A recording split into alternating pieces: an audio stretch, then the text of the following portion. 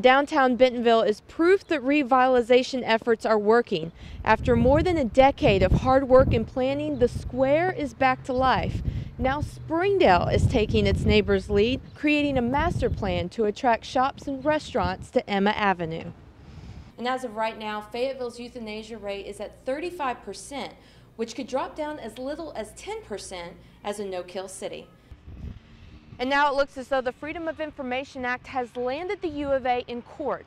The Arkansas Democrat Gazette says that the university will not release documents regarding its fundraising program, claiming to have cost taxpayers millions of dollars.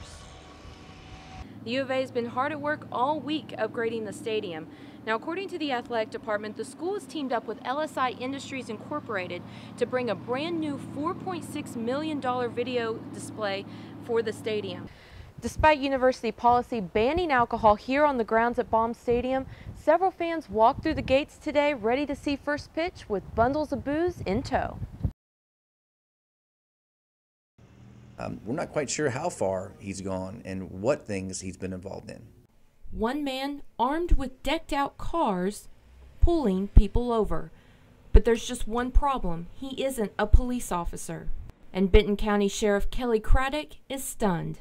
I'm actually very surprised at the way that he was pretty brazen about it and had his car marked with law enforcement insignia, making traffic stops, making contact with individuals.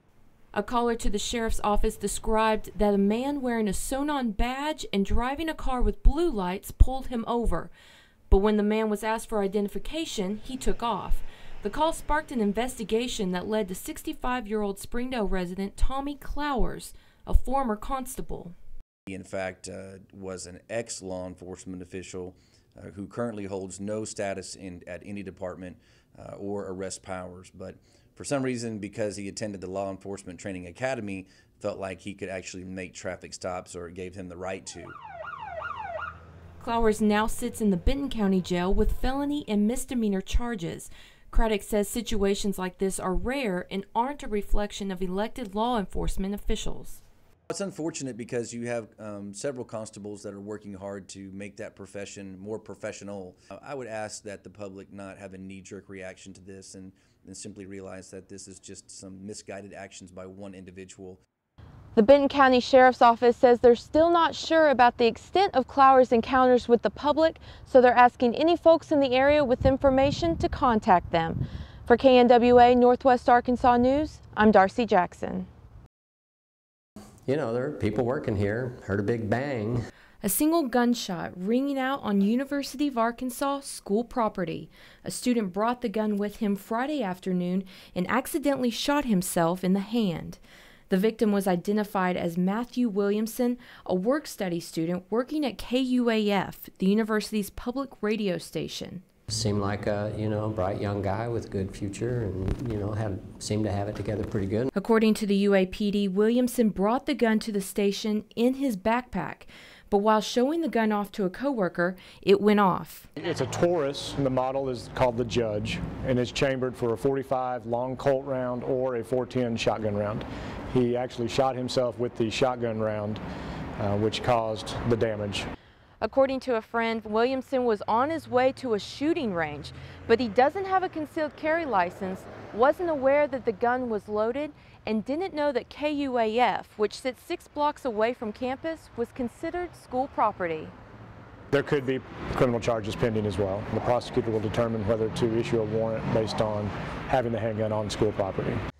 I mean, we are University of Arkansas. This is considered, it's a university building. And so he was on the university campus. In addition to possible charges, Williamson is also scheduled to undergo surgery on his hand this weekend. In the meantime, KUAF employees are shaken but relieved. We're all pretty resilient as humans, and it'll be, we'll be back to work on Monday. And it could have been a lot worse, and so that's, I think, the thing we keep in mind. For KNWA Northwest Arkansas News, I'm Darcy Jackson.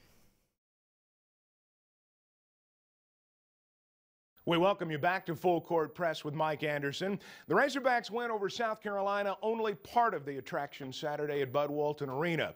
The world premiere of 40 Minutes of Hell, complete with red carpet treatment, was conducted after the ball game. Many stuck around to watch it, and Razor Vision Academy Darcy Jackson got these reactions.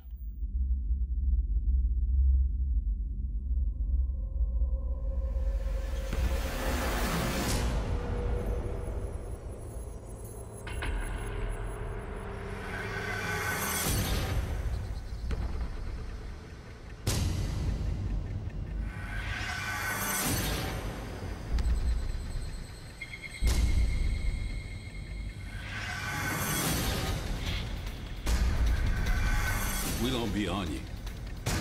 40 minutes, 94 feet, constantly. The other teams, they said, and that's 40 minutes of hell. I said, yeah, absolutely, that's what it is. On the heels of a conference win over South Carolina, ESPN premiered 40 Minutes of Hell, a documentary highlighting one of the most exciting and emotional eras of Razorback basketball. It was a time when Arkansas was the epicenter of American culture, a time that meant so much to so many here in Fayetteville.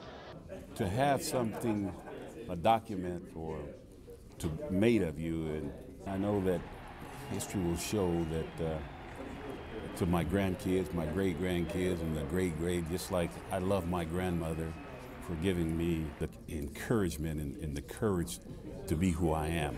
The story of Arkansas in the early 90s, you know, sometimes maybe people forget it today, but how at the forefront Arkansas was in American pop culture, because it wasn't just athletics with Arkansas basketball, it was the White House. It's amazing the amount of spirit that the state of Arkansas has behind the program and is invested in the history of the program, and so we try to capture all that along with the story of Coach Richardson's life and his career and put that into the film, and that was really our goal.